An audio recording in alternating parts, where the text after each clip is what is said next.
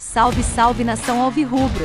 Sejam muito bem-vindos a mais um vídeo do canal. Não se esqueçam de deixar o like e se inscrever se ainda não for inscrito. Segue o vídeo. No programa Um Assado, Duda Garbi, o nosso técnico, repercutiu as derrotas para Botafogo no primeiro turno, Fortaleza no segundo e Melgar na Sul-Americana. E a expectativa para 2023 para o nosso Colorado? Confira como foi a análise nas palavras de Mano Menezes.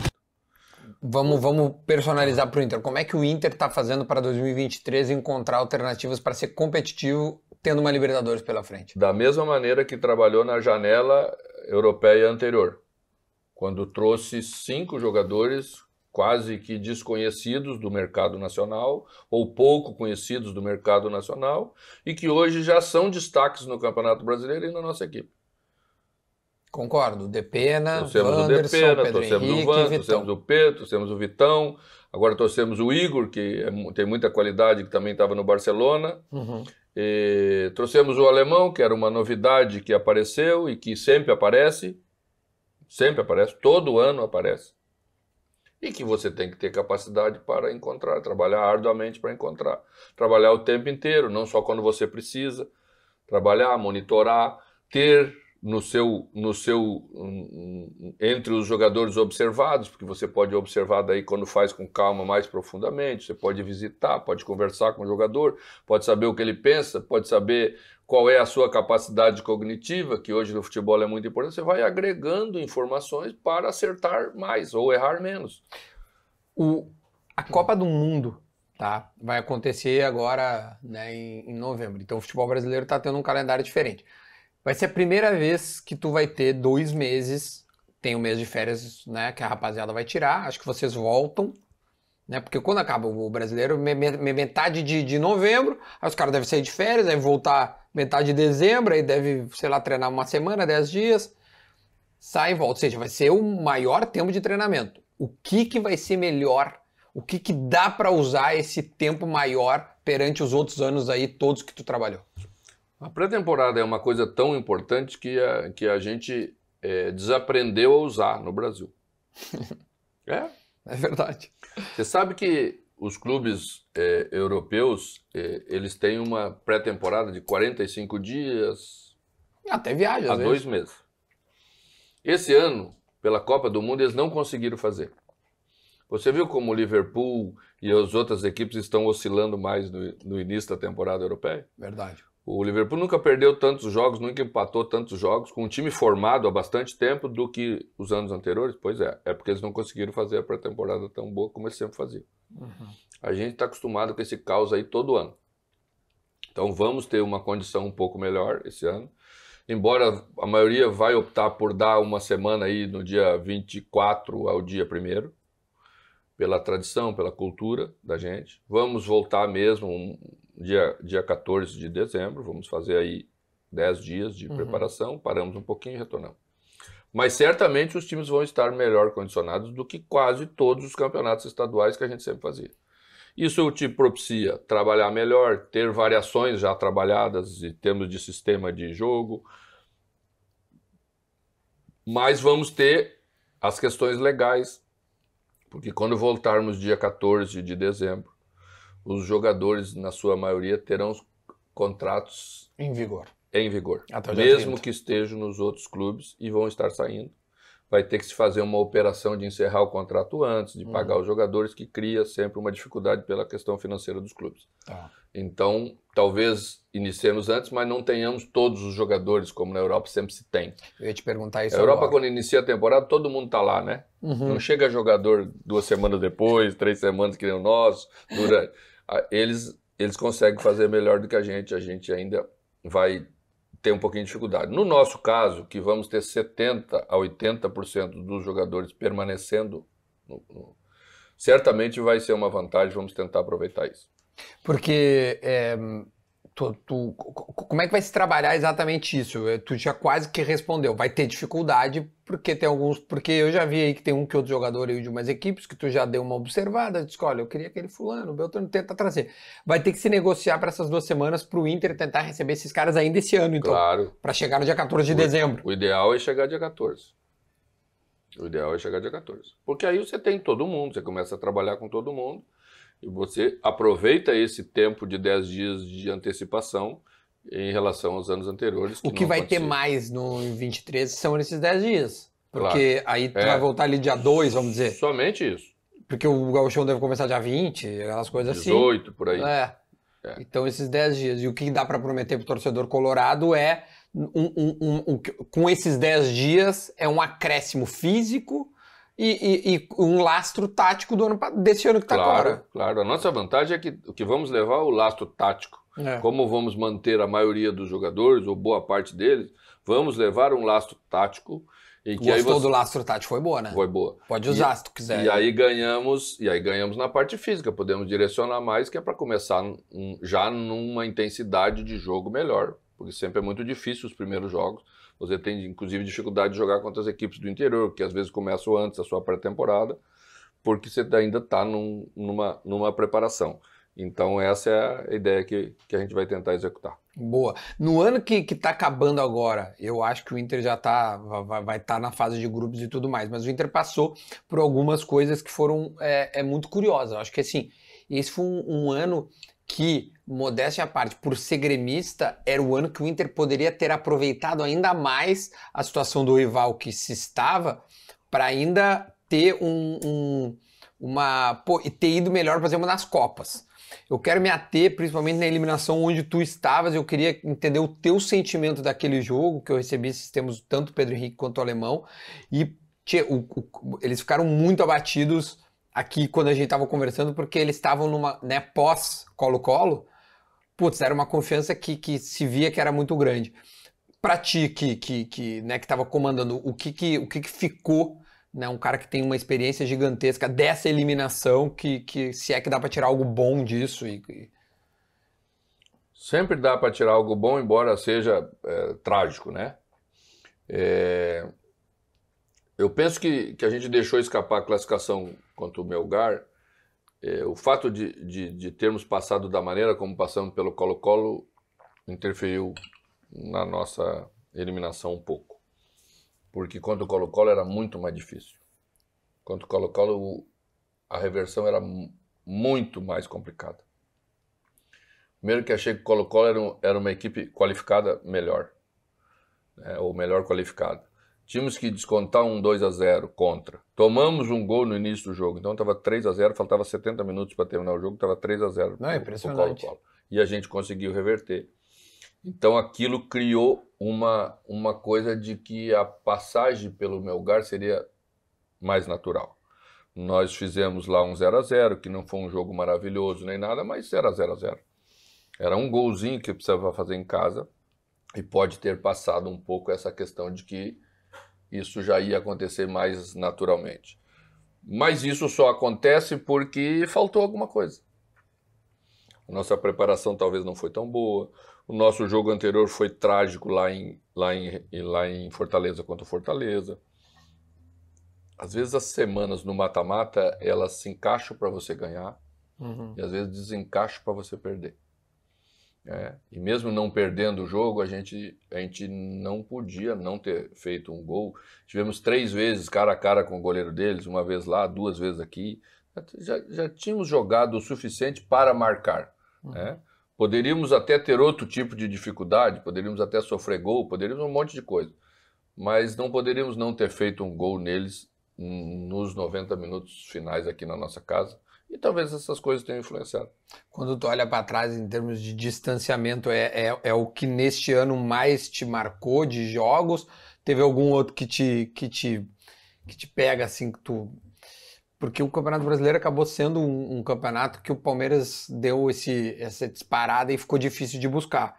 Mas tirando esse do Melgar, algo mais te incomodou que tu possa servir de lição para 23? Porque eu acho que o Inter vai com uma base e um time bem chatinho para o ano que vem para poder competir, né? O jogo do Melgar é mais emblemático, claro, é uma eliminação, né? Era uma chance de título que já estava muito próximo, nós tínhamos avançado bem na competição, sentimos que podíamos chegar. Tá? Mas a gente teve um outro jogo que incomodou bastante a gente, foi o jogo contra o Botafogo.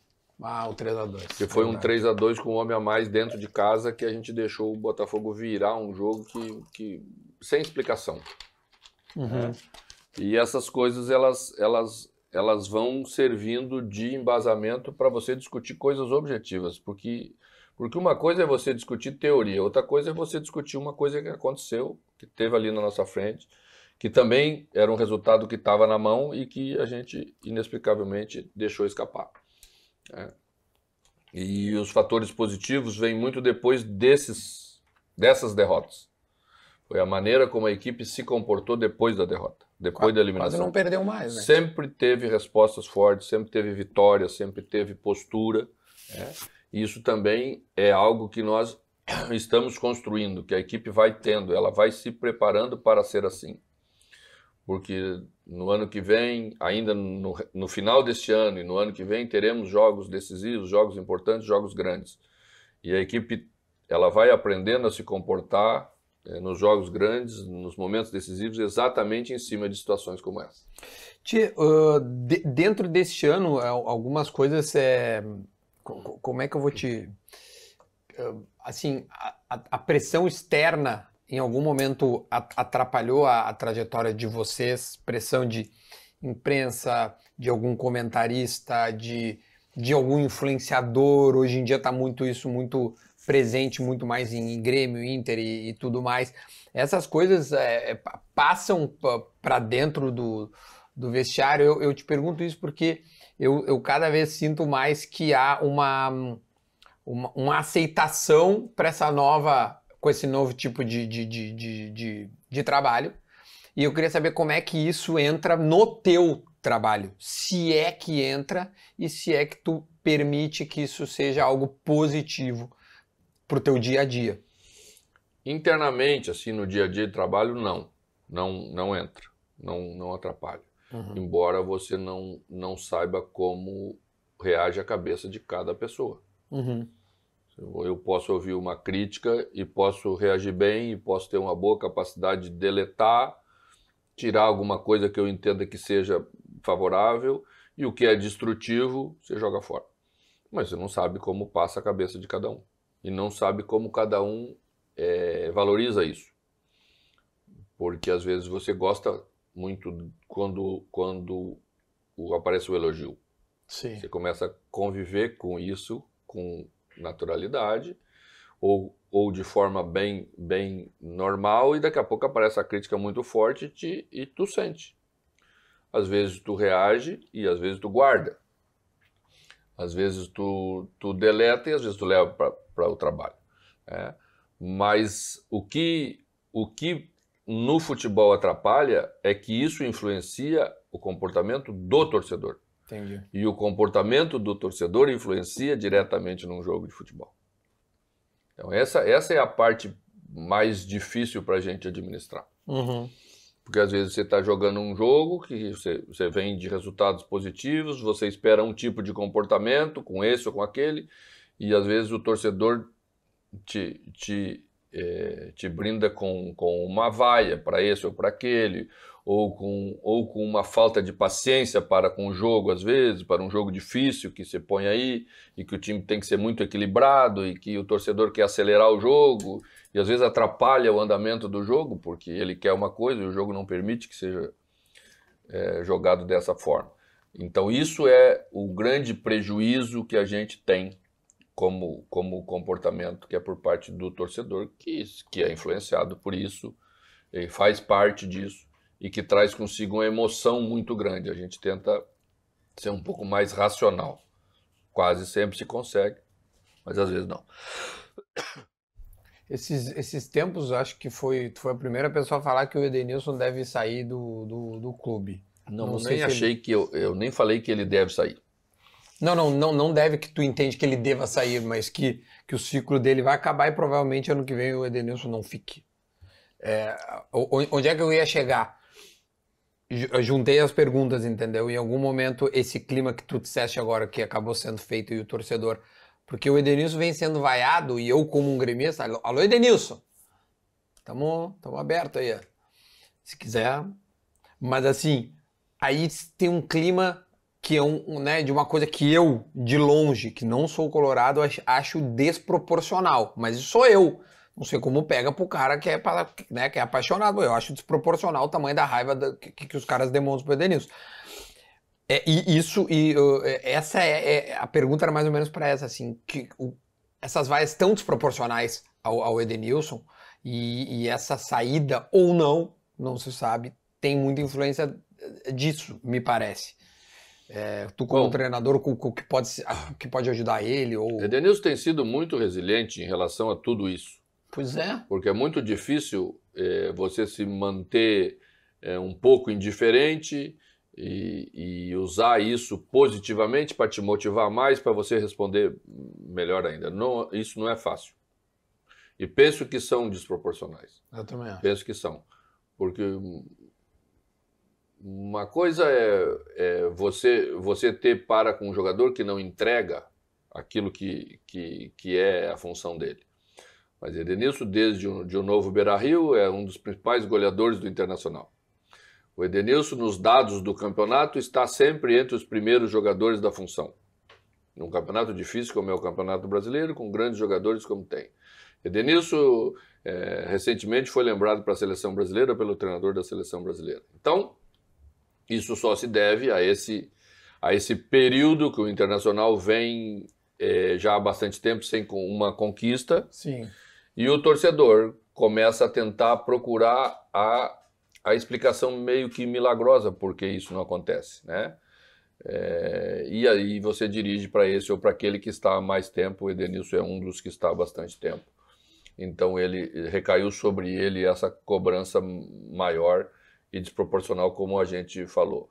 Mas nós não podemos escolher como o torcedor vai se comportar. Nós só podemos trabalhar para que seja cada vez melhor aquilo que a gente entregue como jogo. A gente tem conseguido fazer isso muito bem no Campeonato Brasileiro e vamos continuar trabalhando nessa direção para que as coisas andem bem. A ajuda do treinador nessa hora é dando confiança. Exatamente. Assim como tu deve ter dado ao Estevão. Eu lembro que entrou num jogo e deu uma tropeçadinha para papai e o moleque tem qualidade. E depois já demonstrou e tal. Se trabalha muito parecido. É a confiança e a bola. A resposta é na bola.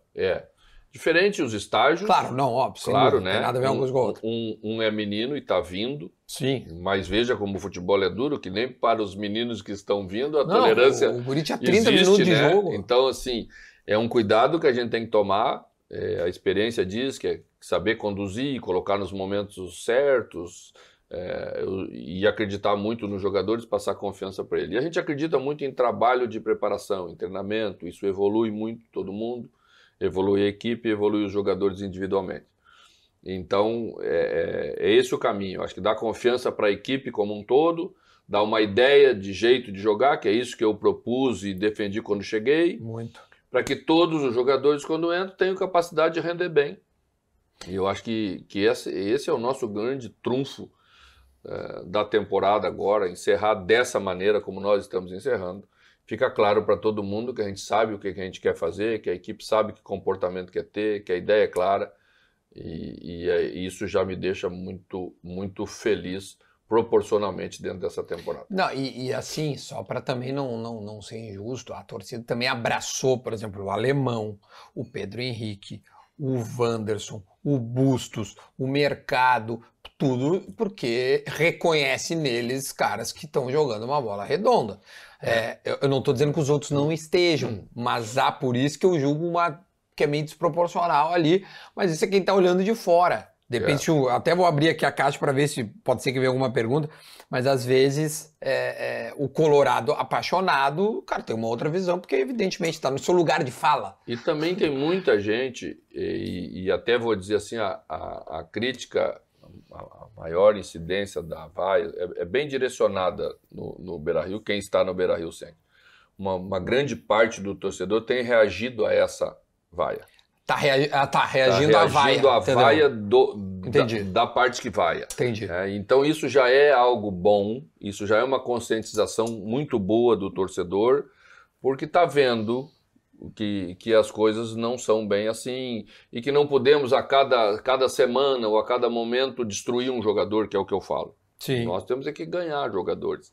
E ganhar jogadores passa por esse processo todo. O torcedor tem sido, né, bastante carinhoso com a equipe, sem dúvida nenhuma, tem acreditado muito, tem ajudado muito, e falo sempre, né, e às vezes quando o jogo não está tão bom, é o momento que mais precisamos do torcedor, que ele empurre, que ele ajude. O fator local no futebol brasileiro, até o Vitor Pereira fez uma referência a isso esses dias, que não imaginava que fosse tanto, que não estava acostumado a isso.